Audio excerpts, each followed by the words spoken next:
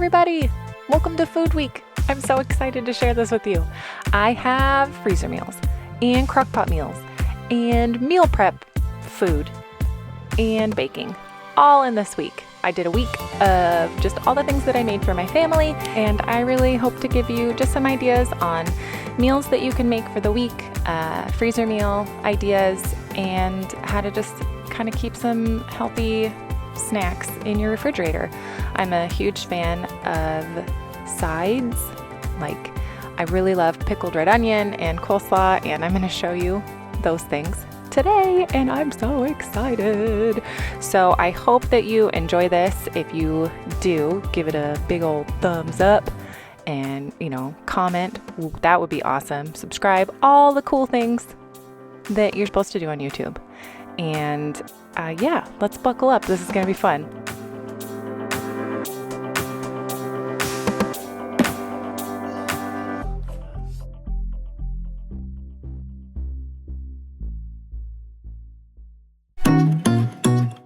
Okay, first up is a cilantro lime chicken.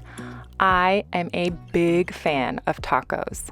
They're probably one of my favorite meals. Anytime I travel and we eat out, I will usually try to find a fish taco. I've got just this obsession with finding good fish tacos, and they are hard to find. If you have a place that has a really good fish taco, let me know, and I'm gonna try it if it's close enough. So yes, we're doing a cilantro lime chicken, and I'm gonna make tacos with it, and then we'll have the meat for the rest of the week to have just kind of however we want to have it. And then I also am going to double the recipe and put it in the freezer. This has been a really great addition to my meal storage, I guess, or meal prepping. It takes just a little bit extra time, and you just kind of double your ingredients. I mean, that's obvious. That is the obvious thing, isn't it? But this has been really, really great to just help make sure that I have meals, especially on days where the day gets ahead of me, or I am doing a cleaning refresh. I like to do crock-pot meals on that day so that my kitchen isn't a huge mess and I don't have to worry about making dinner, which I've talked about before. So knowing that they're in the freezer waiting for me to help me on that day is a big deal. So if I am proactive enough, I can put it in the crock pot and it can cook all day. But if the day gets ahead of me, not ahead of me, away from me, and the meal that I originally planned isn't going to work out, I don't end up just feeding my kids corn dogs or Dino Buddies and Connor and I figure it out. But I can throw these in the Instant Pot and they turn out just as good. So this is a really good option.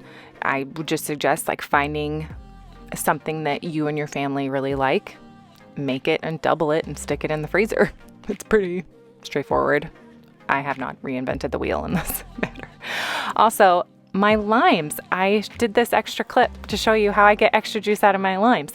I put them in, I squeeze them, and then I flip them over, and I do it again, and I always get a little bit of extra juice. So this recipe is pretty lean. It doesn't pack a huge caloric punch, and it can go a pretty long ways. So I really enjoy this recipe. It is really, really good.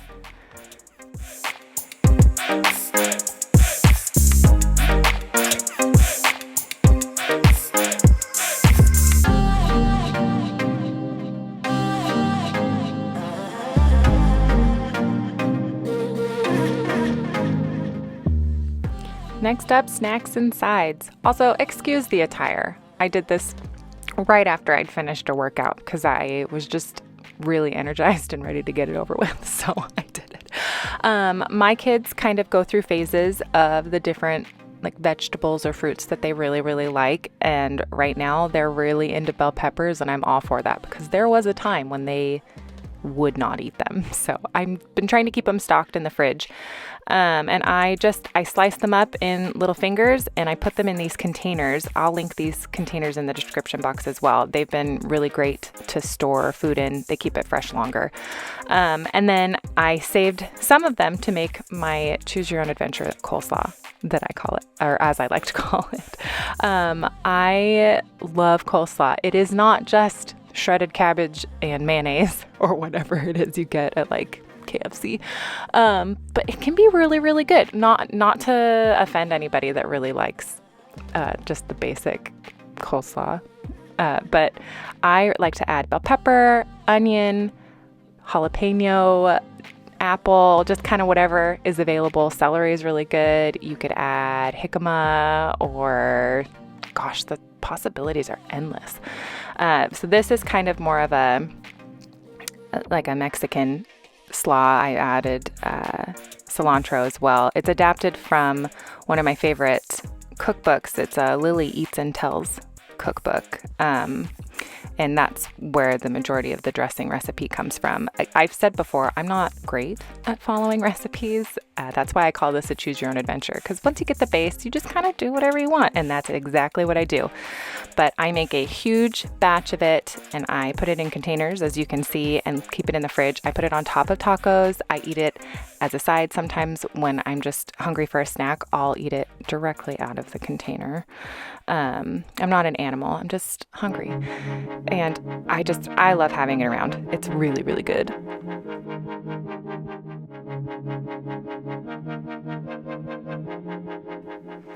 Next up is the pickled onions that I mentioned in the intro.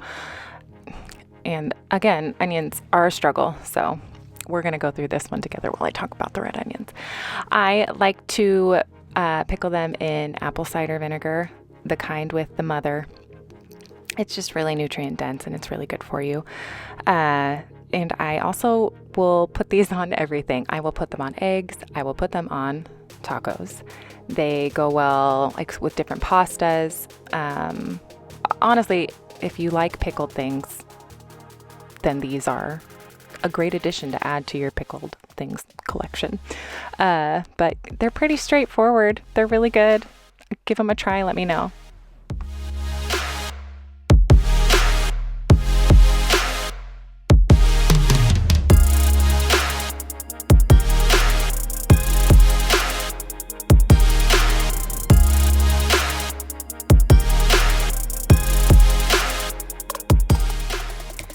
I am notorious for getting bananas and then said bananas will die because, like I said, my kids will go through phases where they're really, really into something and then they kind of aren't into it anymore, and I end up with a bunch left over.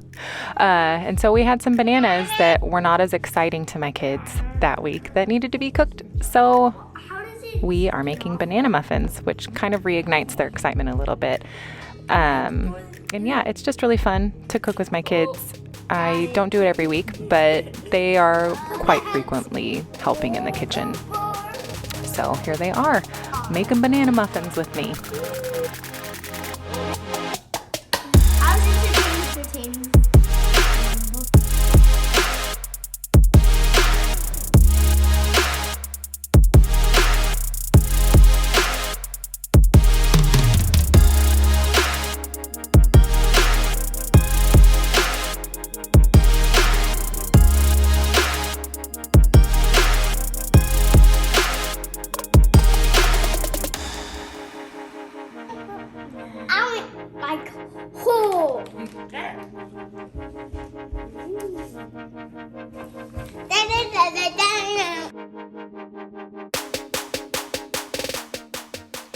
So I'm using these silicone muffin cups. I did not love them.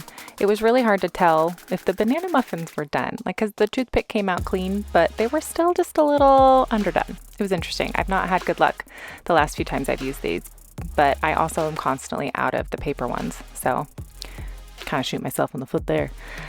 These have been really nice. The muffins, it's a great addition to breakfasts in the morning for my kids or snacks during the day so that they're not just eating goldfish.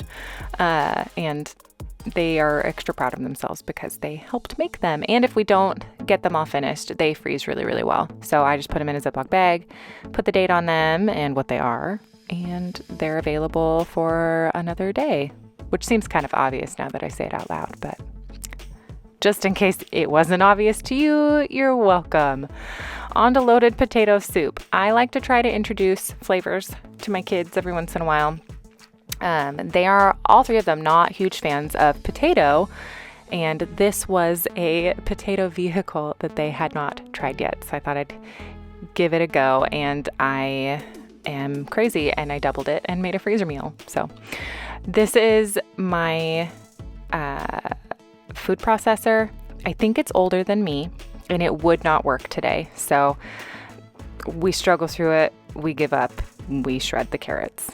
But we tried food processor. I think this food processor is done. Poor thing.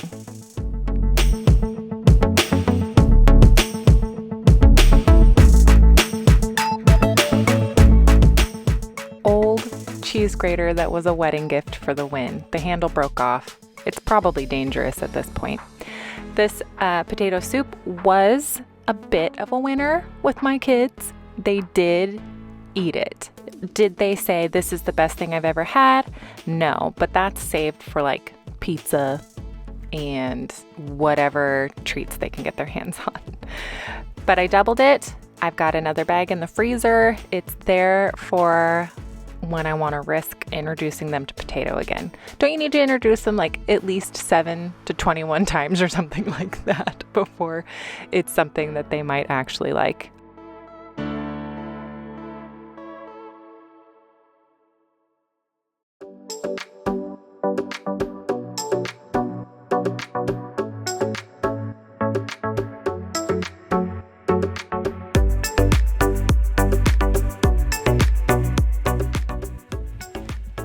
Now we are on to pizza dough breadsticks. This is a quick pizza dough recipe that I make weekly.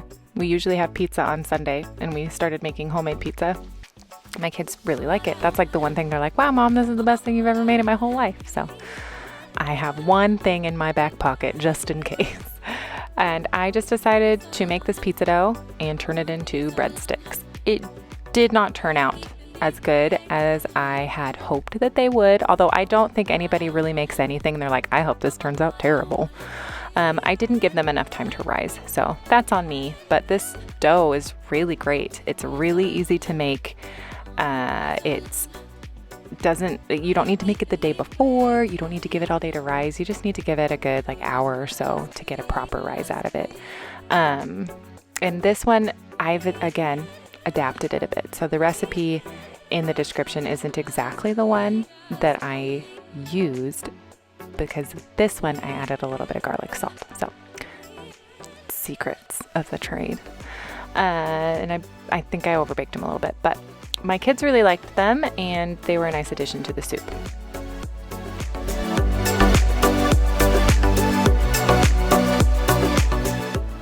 What's nice about the breadsticks too is that if you make something and you're like, oh, I really need a side, they were really quick to throw together.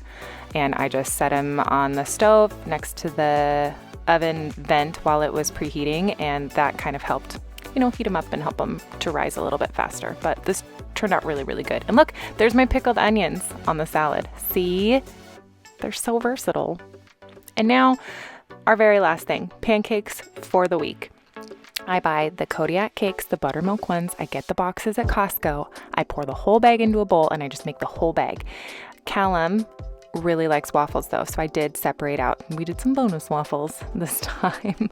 But I just make all of the bag and we eat some that day. It's usually like a weekend thing, like Saturday or Sunday. I'll make them all. And then we will put the rest in the refrigerator, and it makes breakfasts in the morning so easy. And my kids aren't big cereal eaters, so we go through like a lot of toast and stuff otherwise. So this has been really, really handy. I did struggle with these though.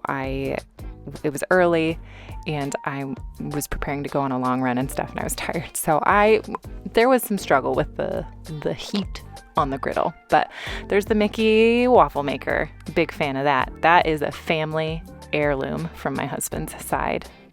I don't know if they make those anymore, but it is quite beloved in our home.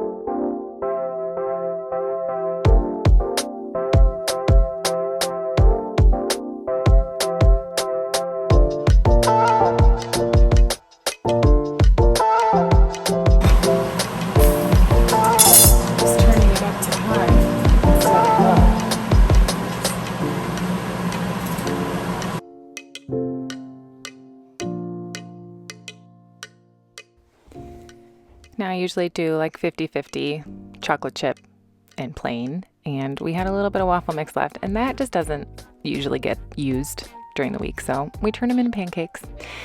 And there's Miss Harley. She never complains about food, ever. If anything, she complains that it's never enough. And that's it. That's all. She's perfect in every way and can never do anything wrong.